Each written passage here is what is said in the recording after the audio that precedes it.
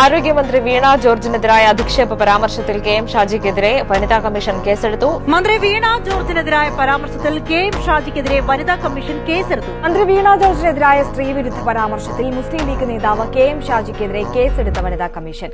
കുറച്ച് കേസ് തീർത്തല്ലോ, ഇല്ലാത്തിന്റെ വിഷമം കൂട്ടിക്കോ, എടുക്കങ്ങള്. ഞങ്ങൾ 100 വട്ടം പറയും, ഇപ്പത്തെ ആരോഗ്യമന്ത്രി വീണ ജോർജാണ്. എന്താ യോഗ്യത? ഈ കപ്പലിൽ കുലുകില്ല സാർ. നല്ല പ്രസംഗൻ.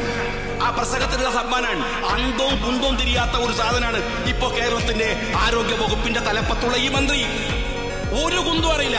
ഇങ്ങനെ ഷോ കളിച്ച് വാചോടാപ നടത്തി ഈ മുഖ്യമന്ത്രിയെ സ്തുതി പറഞ്ഞ് നടക്കാമെന്നല്ലാതെ ആരോഗ്യ വകുപ്പിന് ഇപ്പൊ കേരളത്തിന്റെ തെരുവില് പൊതുജനാരോഗ്യം, ആ പൊതുജനാരോഗ്യവുമായി ബന്ധപ്പെട്ട് കൊണ്ടുവന്ന 14 മെഡിക്കൽ കോളേജ് ഉണ്ട് 14 ജില്ലകളിൽ.